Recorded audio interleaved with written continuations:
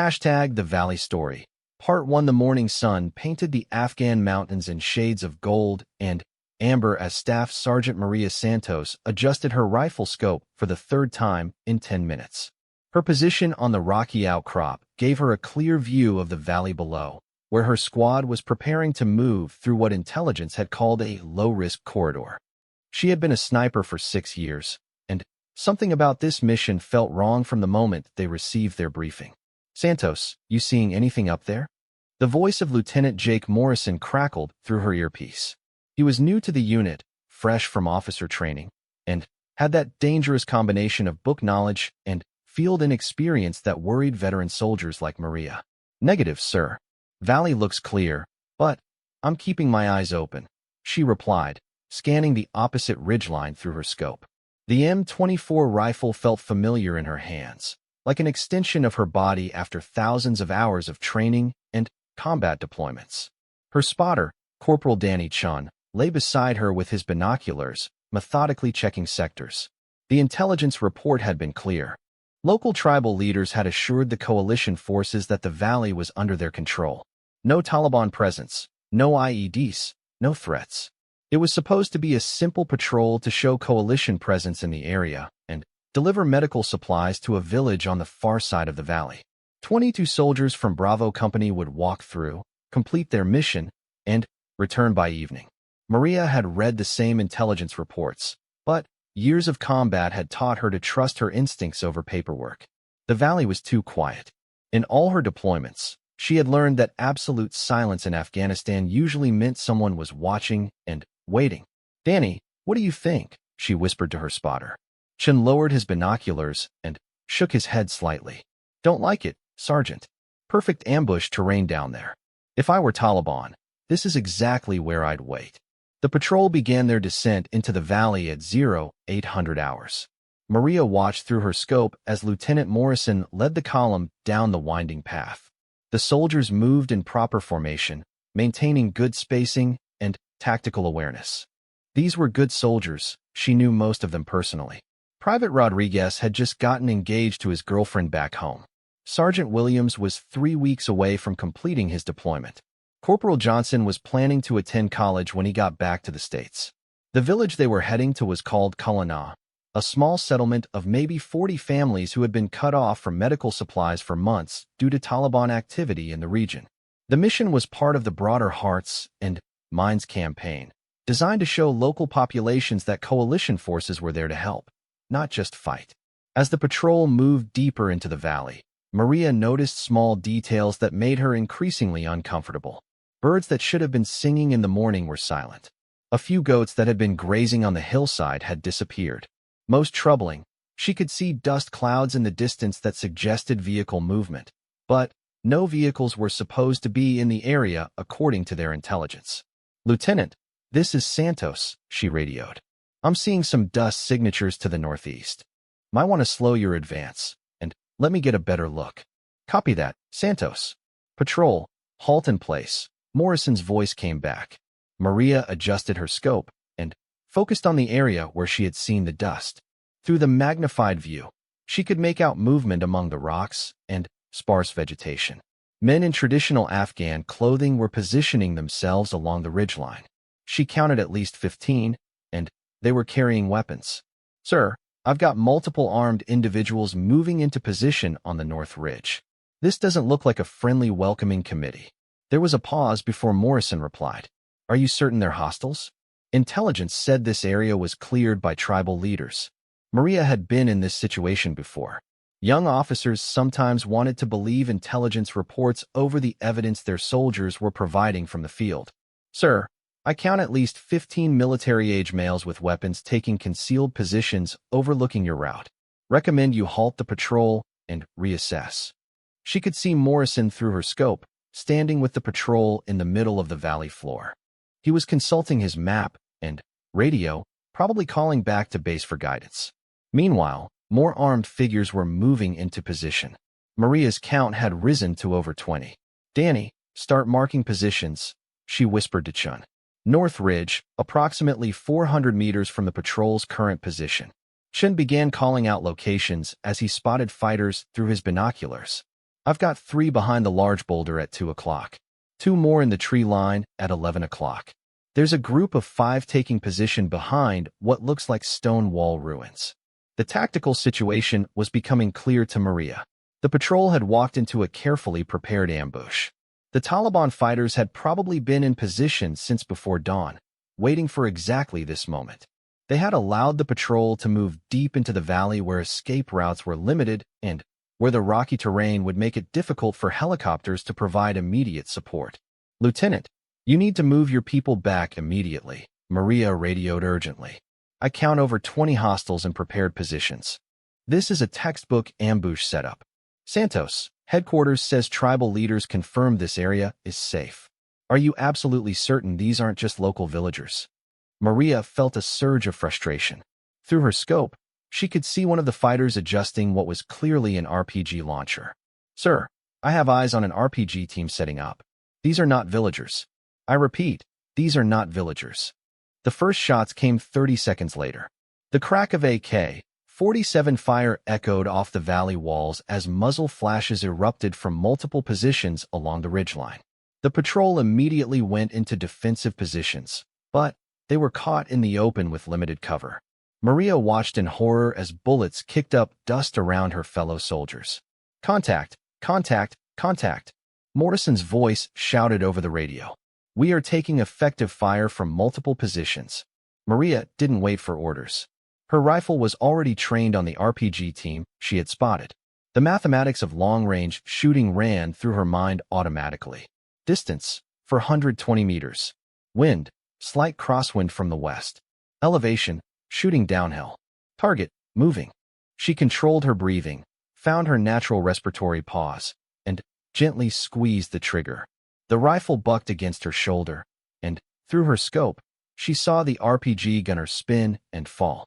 The weapon clattered down the rocks, out of reach of his partner. "One down," she reported calmly, already shifting to her next target. The ambush was well-coordinated and professionally executed. The Taliban fighters had positioned themselves to create interlocking fields of fire that covered all possible escape routes from the valley. Machine gun positions provided suppressive fire while rifle teams engaged specific targets.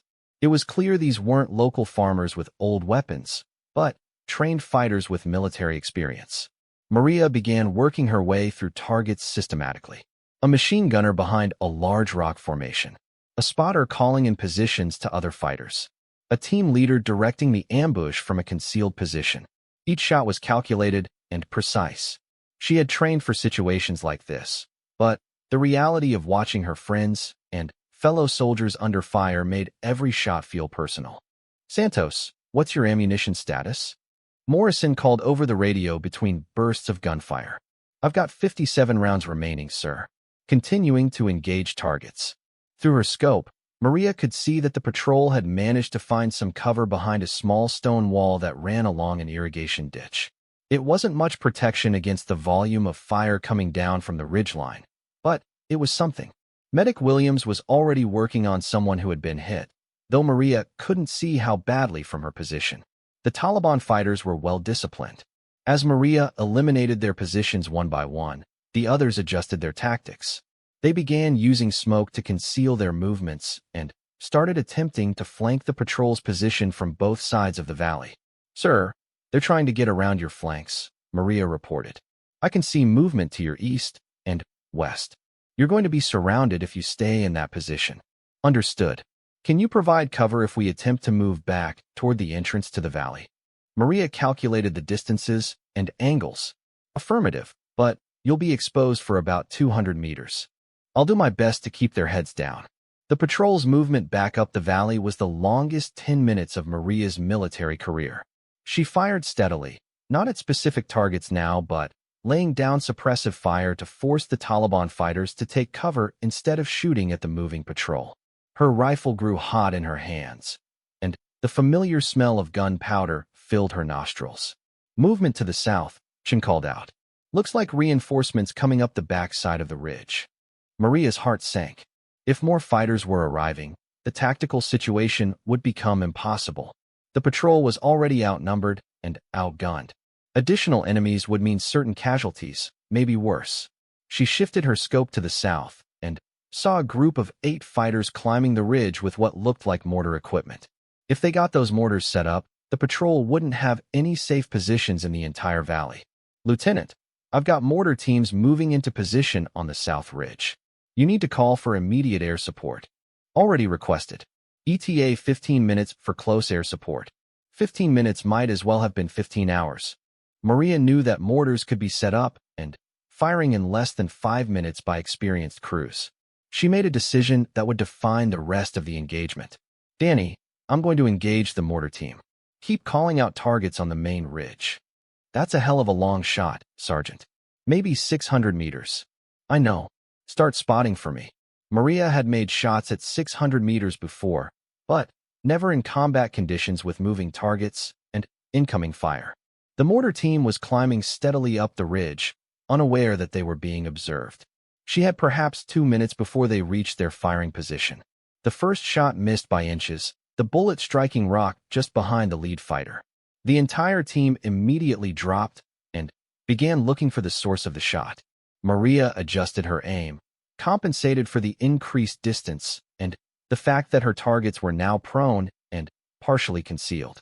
Her second shot found its mark. The fighter carrying the mortar base plate went down, and the heavy equipment tumbled back down the hillside.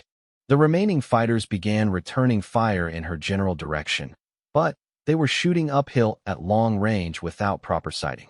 Their bullets struck rocks well below her position. For the next several minutes, Maria engaged in a deadly game of hide and seek with the remaining mortar team members. Every time one of them tried to retrieve the dropped equipment or move to a better position, she was there with precisely aimed fire. By the time the sound of approaching helicopters echoed off the valley walls, the mortar threat had been eliminated.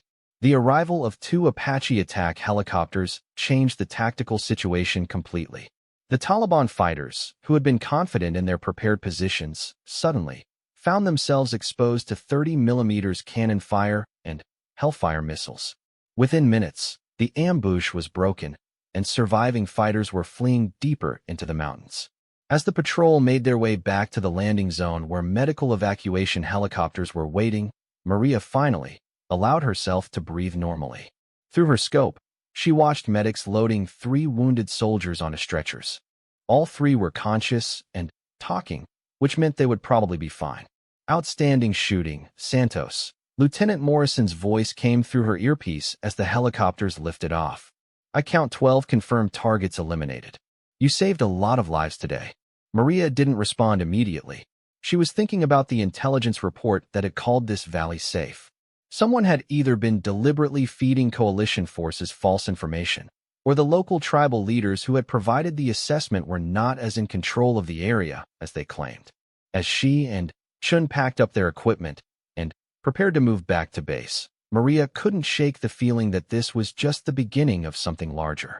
The ambush had been too well planned, too professionally executed to be the work of local opportunists. This felt like the opening move in a larger campaign. The walk back to base took 2 hours, giving Maria time to think about what had happened and what it might mean. The Taliban fighters had known exactly when and where the patrol would be moving. They had prepared positions and brought the right equipment for the engagement. Most concerning, they had been willing to sacrifice their tactical advantage by attacking in broad daylight, which suggested they had been confident of success.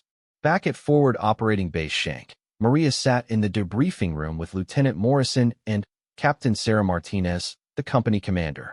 The fluorescent lights hummed overhead as they went through the engagement step by step.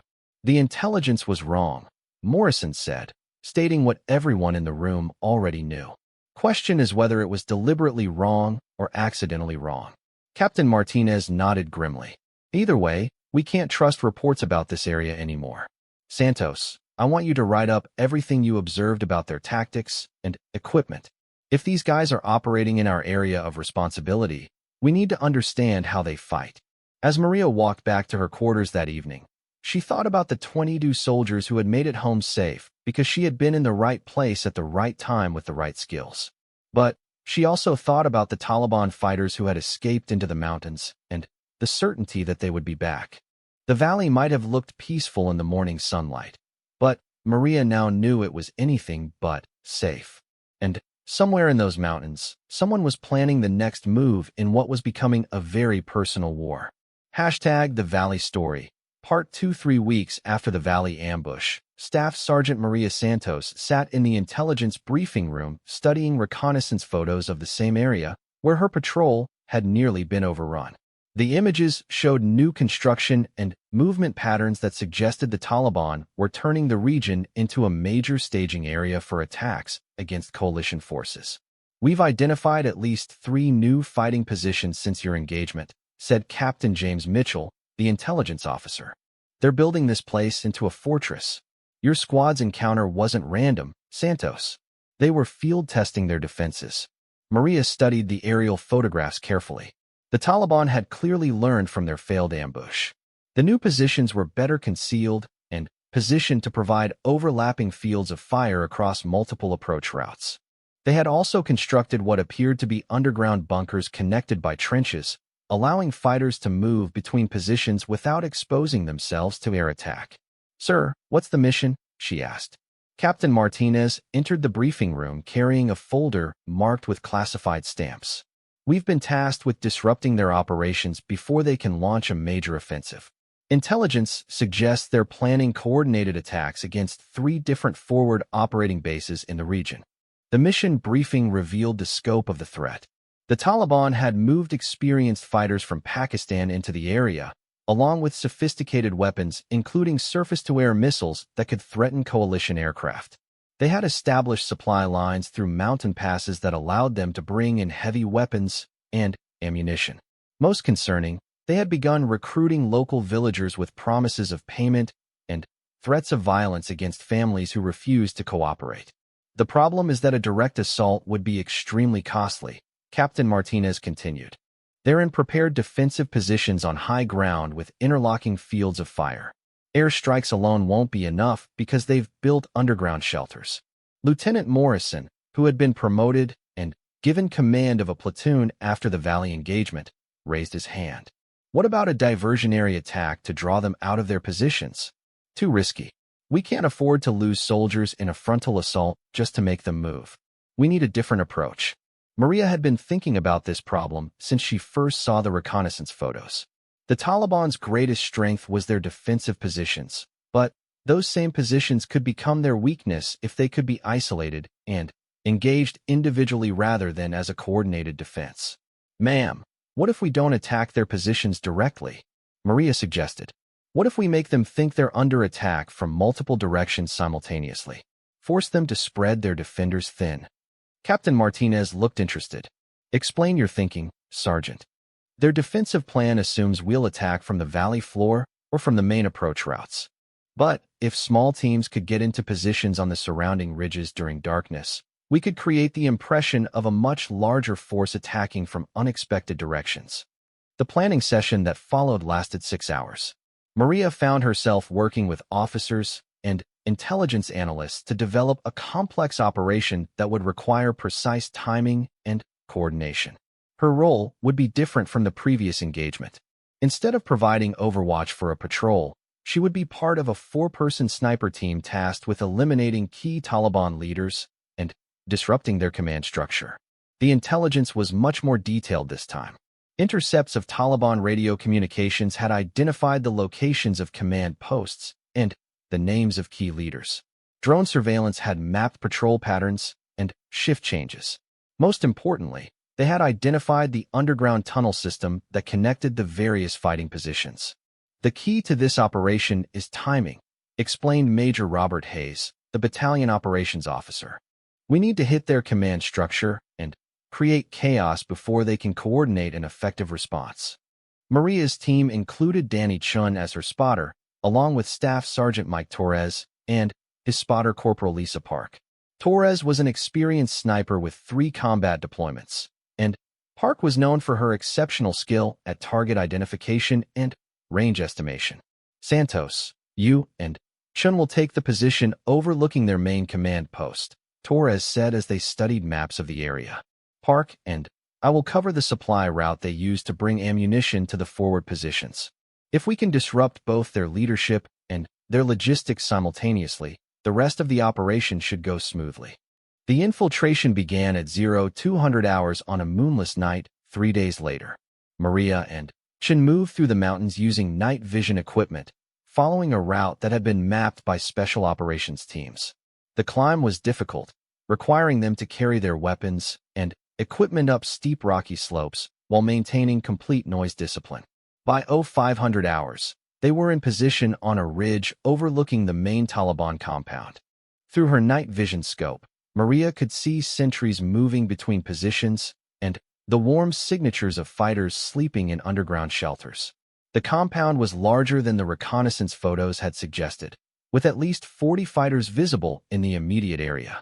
Overwatch 1 in position, Maria whispered into her radio.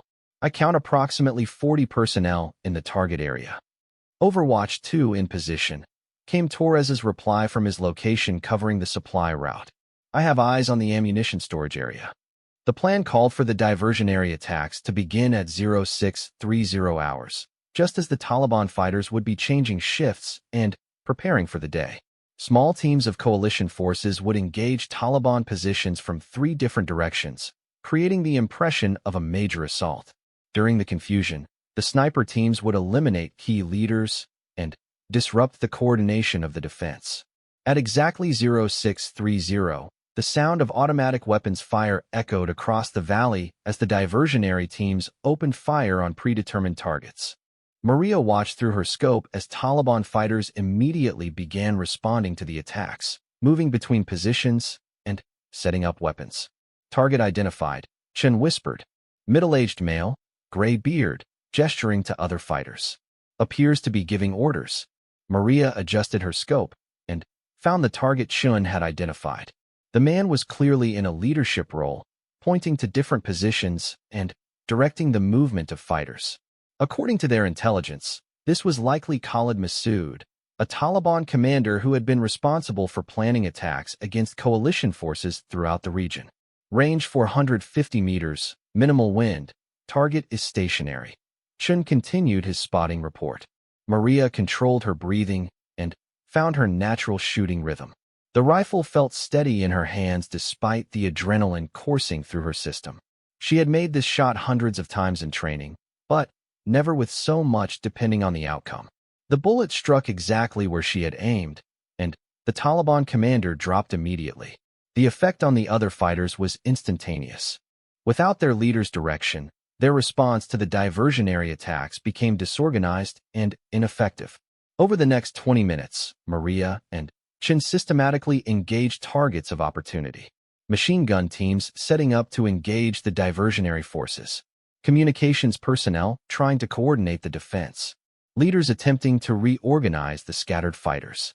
Each shot was carefully calculated and precisely executed. Ammunition truck moving up the supply route.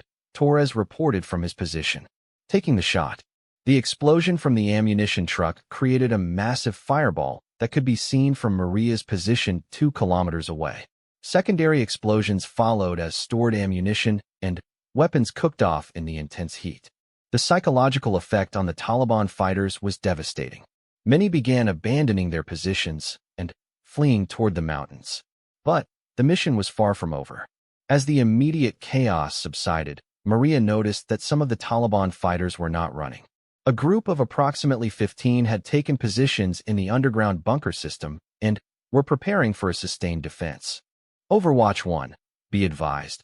We have approximately 15 personnel who have taken cover in the main bunker complex, Maria reported. They appear to be preparing defensive positions. Copy that. Continue to observe and engage targets of opportunity. Through her scope, Maria could see that the remaining Taliban fighters were well-trained and disciplined. Instead of panicking like the others, they had fallen back to their strongest defensive position and were waiting for the coalition forces to come to them. These were not local recruits or inexperienced fighters. These were professional soldiers who understood tactics and were prepared to fight. The diversionary teams began their withdrawal according to the operational plan, but the mission was not complete. Intelligence had indicated that the bunker complex contained important documents and communications equipment that needed to be captured or destroyed. A ground assault would be necessary, but it would be extremely dangerous against prepared defenders in underground positions. Santos, how many shooters do you have effective fire on the bunker entrances? Came the voice of Major Hayes over the radio. Maria studied the terrain carefully through her scope. The bunker complex had 3 visible entrances, all protected by stone walls and positioned to provide overlapping fields of fire. Any coalition forces approaching the bunkers would have to cross open ground under direct fire from multiple positions. Sir, I have direct line of sight to 2 of the 3 entrances. The 3rd is blocked by terrain from my position. If anyone tries to approach those bunkers, they'll be exposed to effective fire for approximately 100 meters. Understood. Stand by for new tasking. The new plan required Maria to provide precision fire support for a 12-man assault team that would approach the bunker complex from multiple directions. Her job was to engage any Taliban fighters who exposed themselves to fire on the approaching coalition forces. It was a difficult mission requiring her to shoot danger close to friendly forces while they maneuvered under fire. The assault began 15 minutes later. Maria watched through her scope as coalition soldiers moved in short rushes across the rocky terrain toward the bunker entrances. The Taliban fighters inside were good, exposing themselves for only seconds at a time to fire before ducking back into cover. Muzzle flash, north entrance, Chin called out.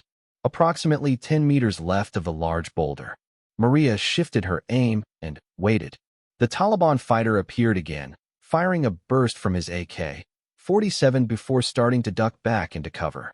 Maria's shot caught him in mid-movement, and he collapsed across the entrance to the bunker. The assault team was making progress, but slowly. The remaining Taliban fighters were making every meter costly, forcing the coalition forces to use grenades and explosive charges to clear each defensive position. Maria continued to provide covering fire, engaging targets whenever they presented themselves. Overwatch 1. We need suppressive fire on the main entrance while the breach team moves up, came the call from the assault team leader. Maria began firing rapid, aimed shots at the main bunker entrance, not at specific targets, but to force the defenders to keep their heads down. Her rifle grew hot from the sustained firing, and she had to be careful not to let the barrel overheat and affect her accuracy. The breach of the main bunker required explosives. Maria watched the assault team place charges on the reinforced door while she continued to suppress the other entrances. When the charges detonated, smoke and debris filled the air around the bunker complex. "We're in," reported the assault team leader. Beginning clearance operations. The fight inside the bunkers lasted another 20 minutes. Maria could hear the muffled sounds of gunfire and explosions echoing from the underground complex. Finally, the assault team leader's voice came over the radio with the report everyone had been waiting for. Bunker complex is secure. We have captured significant intelligence materials and communications equipment. No friendly casualties. As the assault team began loading captured materials and equipment onto helicopters for extraction, Maria reflected on how different this engagement had been from the Valley ambush 3 weeks earlier. The intelligence had been accurate, the planning thorough, and the execution precise. But, most importantly, the coalition forces had maintained the initiative throughout the operation rather than responding to Taliban actions. "Outstanding shooting, Santos," Major Hayes said over the radio. "Your precision fire support was critical to the success of this operation." Maria began packing her equipment as the helicopters prepared to extract the assault teams and their captured intelligence. Through her scope, she could see smoke still rising from the destroyed ammunition truck and the abandoned Taliban positions scattered across the ridgeline. "Think they'll be back?" Chin asked as they prepared to move to the extraction point. "Not here," Maria replied. "But somewhere else, definitely. This was just one cell. There are others out there." The helicopter ride back to base gave Maria time to think about the tactical evolution she had witnessed. The Taliban fighters had adapted their tactics after their failed ambush, building stronger defensive positions and improving their coordination. In response, coalition forces had developed more sophisticated operations that combined deception, precision fire, and rapid assault techniques.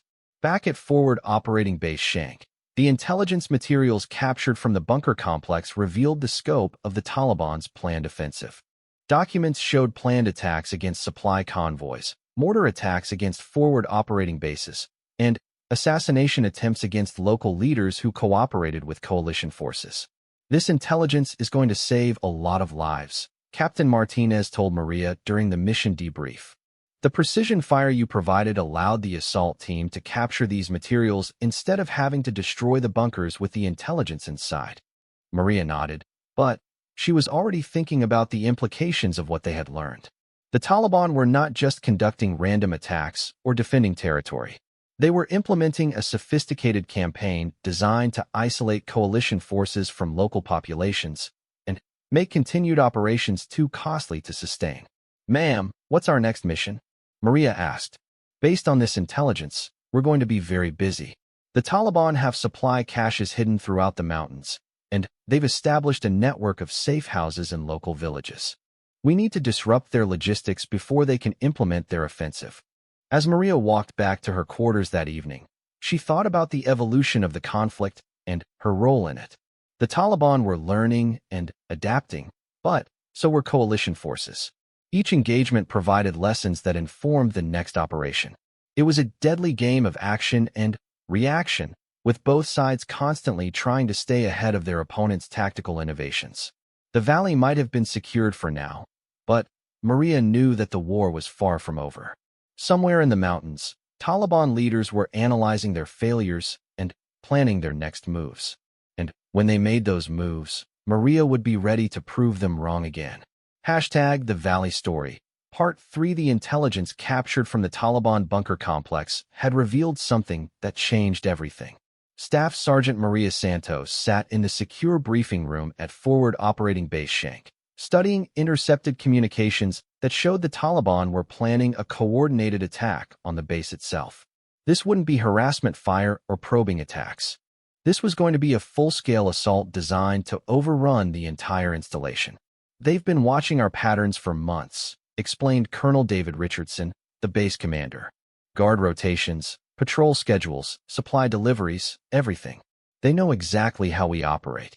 The intercepted communications showed that over 200 Taliban fighters had been assembled for the attack, including foreign fighters from Pakistan and Chechnya with experience in urban warfare. They had stockpiled weapons, ammunition, and explosives at multiple locations around the base.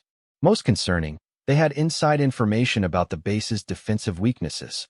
"Someone's been feeding them intelligence," said Captain Martinez grimly. "They know about our blind spots, our reaction times, even our emergency procedures." Maria studied the attack plan that had been translated from the captured documents. The Taliban intended to hit the base from 4 directions simultaneously, using mortar and rocket attacks to suppress the defensive positions while assault teams breached the perimeter.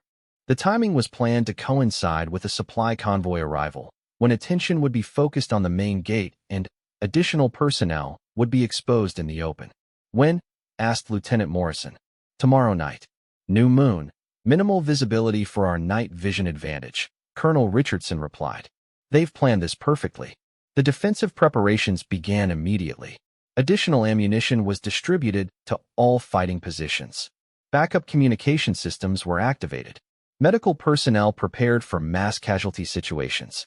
But with over 400 coalition personnel on the base and incoming intelligence showing a determined, well-planned attack, everyone knew this would be the fight of their lives. Maria's role in the defense would be different from her previous missions. Instead of providing overwatch for a small patrol or supporting a specific assault, she would be positioned to engage high-value targets during the main assault. Her position would be on the communications tower, giving her an elevated view of all approaches to the base, but also making her a priority target for Taliban forces. "Santos, your mission is to disrupt their command and control," Colonel Richardson explained during the final briefing. "Their attack plan depends on coordination between multiple assault teams. If you can eliminate their leaders and communications personnel, the whole thing might fall apart."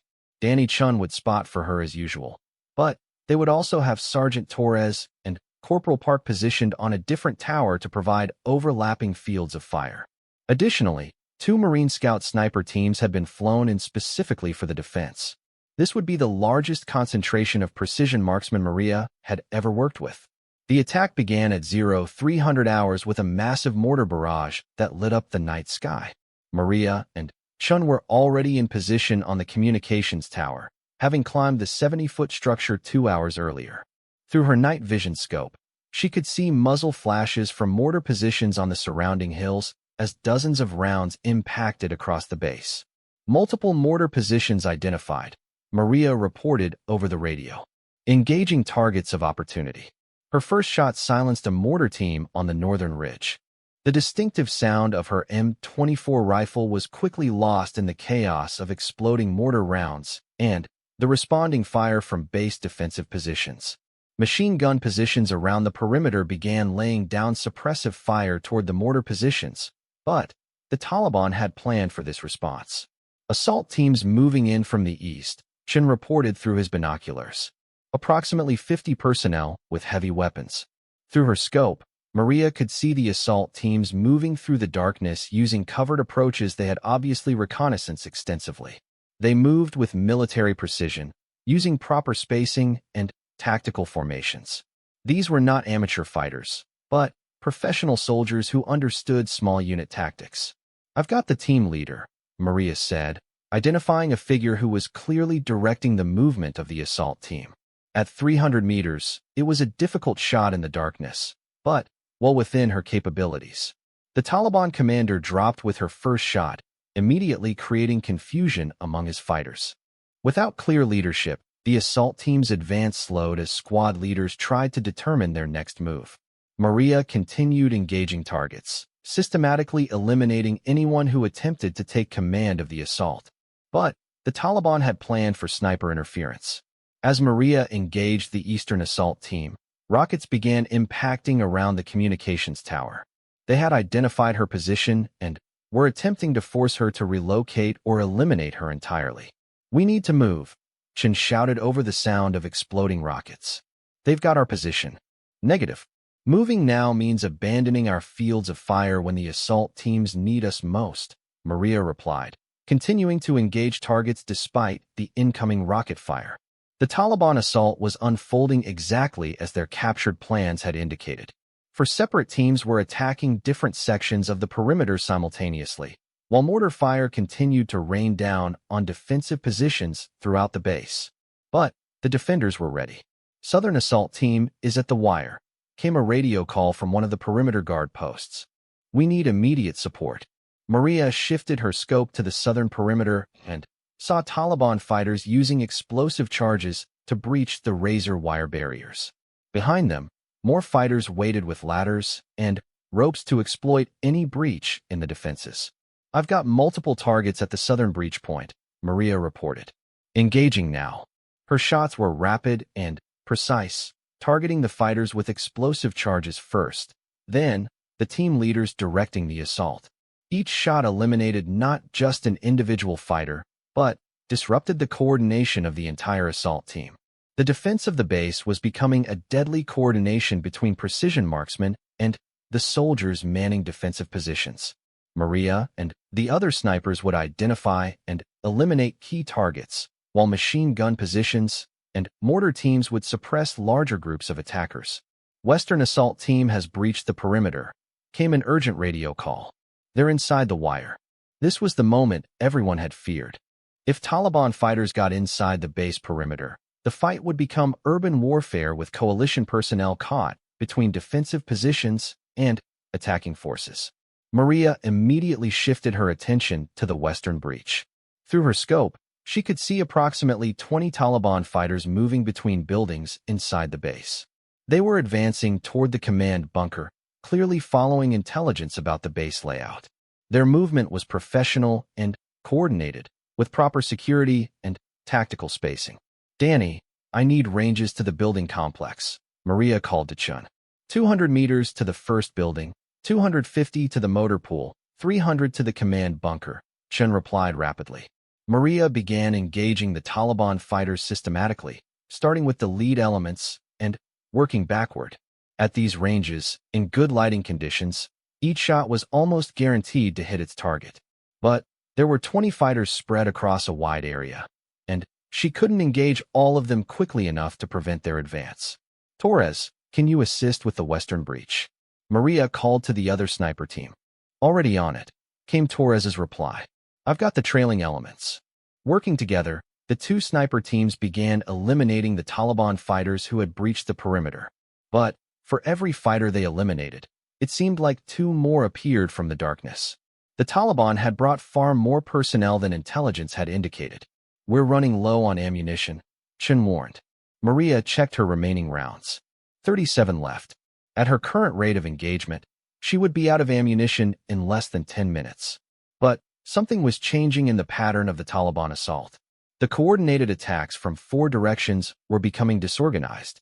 Radio intercepts indicated that Taliban commanders were having difficulty communicating with their assault teams. The elimination of key leaders was having the effect that Colonel Richardson had hoped for. All assault teams are falling back to secondary positions, reported the base intelligence officer over the radio. It appears they're regrouping for another assault. This gave Maria the opportunity she needed to relocate and resupply. She and Chen quickly climbed down from the communications tower and moved to a backup position on top of the maintenance building. The new position gave them a different angle on the approaches to the base and allowed them to cover areas that had been dead space from the tower. The second Taliban assault came an hour later, but it lacked the coordination and precision of the first attack.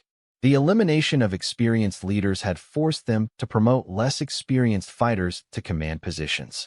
Their movement was less disciplined, their timing was off, and their tactical formations were substandard. They're not the same fighters, Chen observed through his binoculars. These guys are making basic mistakes. Maria could see the difference through her scope. The Taliban fighters in the second assault were bunching up instead of maintaining proper spacing. They were silhouetting themselves against the skyline. They were moving without proper security. It was clear that the most experienced fighters had been eliminated in the first assault. Target-rich environment, Maria reported, beginning to engage the poorly organized assault teams. The second assault collapsed within 20 minutes.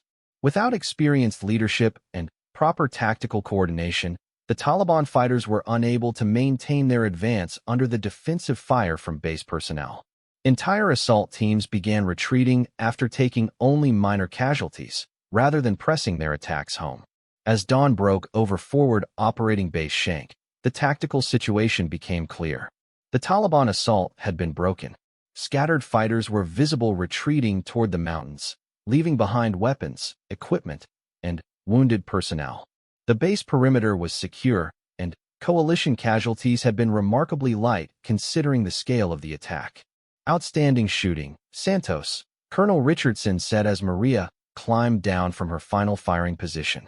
Intelligence estimates you eliminated at least 25 enemy combatants during the engagement. Your precision fire was critical to breaking up their command structure. Maria nodded tiredly. She had fired 60 rounds during the 8-hour engagement, and her shoulder ached from the recoil of the rifle. But, more importantly, she thought about the tactical lessons from the night's fighting.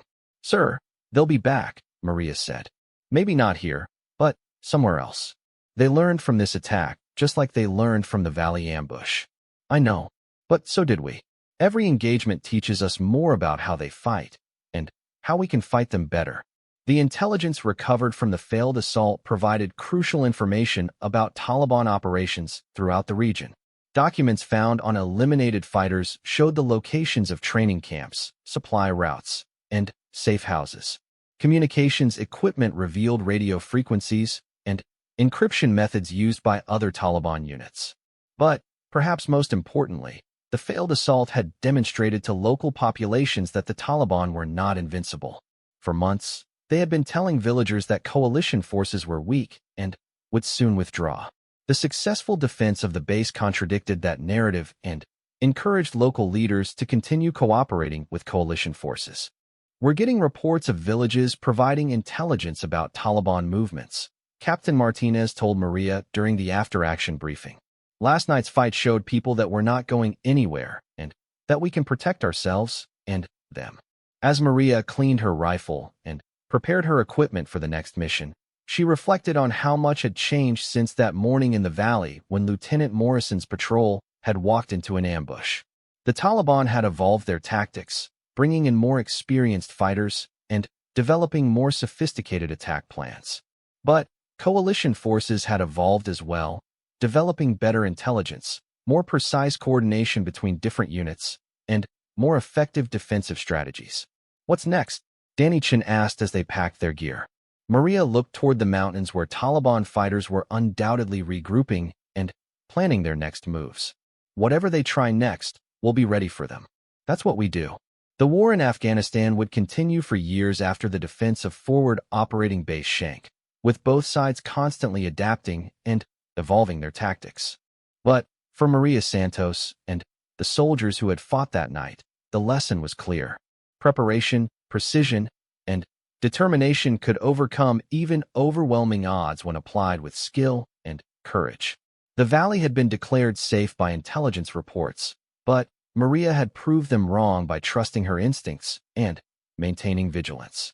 The Taliban had planned a perfect assault on the base, but precise fire and tactical coordination had proved them wrong as well. In war, Maria had learned, the side that adapted fastest and executed most precisely usually prevailed. As helicopters arrived to evacuate wounded Taliban fighters for medical treatment and intelligence interrogation, Maria thought about the 22 soldiers whose lives she had saved in the valley ambush months earlier. Tonight, her precision shooting had saved many more lives, both coalition and civilian personnel on the base. The 60 rounds she had fired during the night's engagement had not just eliminated enemy fighters. They had disrupted command structures, broken up assault formations, and ultimately saved the lives of everyone on Forward Operating Base Shank. For a precision marksman, there was no greater validation of her skills and training than knowing that her shots had made the difference between victory and defeat. The Taliban had claimed the valley was safe, but Maria had proved them wrong. They had planned a perfect assault on the base, but she had proved them wrong again. And when they regrouped and tried again somewhere else, Maria Santos would be ready to prove them wrong once more. Because that's what snipers do. They see clearly, shoot precisely, and never let their fellow soldiers down.